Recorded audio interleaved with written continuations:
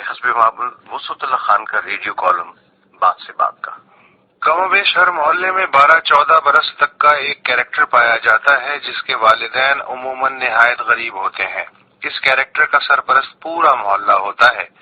کسی کا سودا سلف لا دیا، کسی کے پاؤں دبا دیے، گاڑی دھو دی، فرش کی صفائی کر دی، کسی کے بچے کو کھلا پلا دیا، گود میں لے کے گھما دیا۔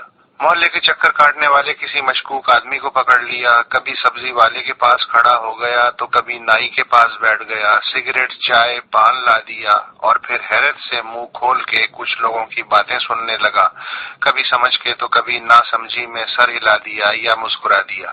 اس کیریکٹر کا ماں باپ نے یقیناً کبھی کوئی نام رکھا ہوگا، لیکن اہل محلہ کو اس کا اصل نام جاننے یا پکارنے سے کوئی دلچسپی نہیں ہوتی۔ اس کا خود بخود کوئی جنرک سا نام پڑ جاتا ہے اور پھر یہی شناخت بن کے چپک جاتا ہے۔ کہیں بخشو، کہیں بھولا، کہیں چھوکرا تو کہیں جیدا، غرض کوئی بھی نام دے دیا جاتا ہے۔ کوئی کھانا کھلا دیتا ہے، کوئی عید تہوار شادی غمی پہ ایک آدھ نیا یا پرانا جوڑا جوتا دے دیتا ہے۔ کسی موالی نے کبھی چرس پلا دی تو کسی نے جوئے کی نال تھما دی۔ کسی کام کسی بات سے انکار نہیں، سب کی آنکھوں کا تارا یہ بخشو، بھولا، چھوکرا، جیدا۔ مجھے اپنا یہ ملک بھی بخشو لگنے لگا ہے جو سب کے کام آوے ہے، بھلے دوسرے اس کے کام آویں نہ آویں۔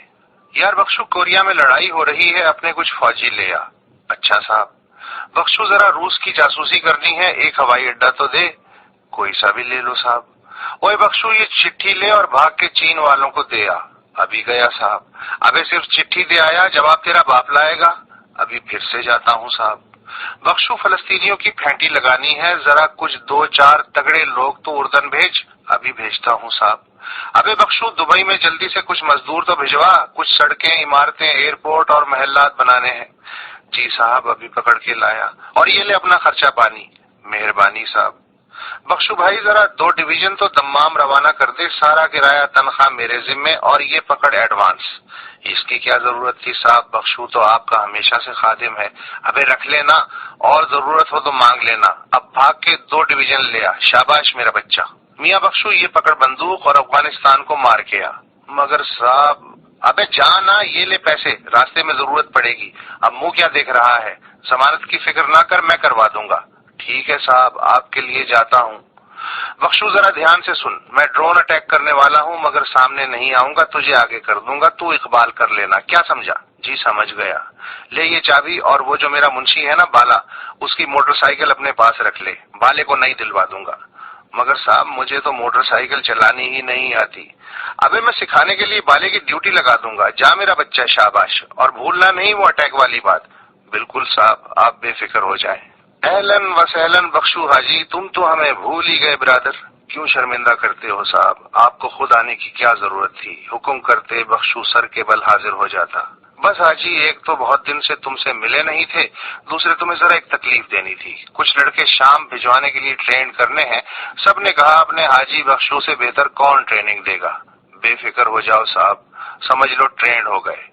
اور ہاں، وہ بحرین والے کہہ رہے تھے کہ آپ ہماری طرف سے بخشو حاجی کا شکریہ ادا کر دینا، جس کے بندوں نے بحرین کے شرپسندوں کی طبیعت صاف کر کے رکھ دی۔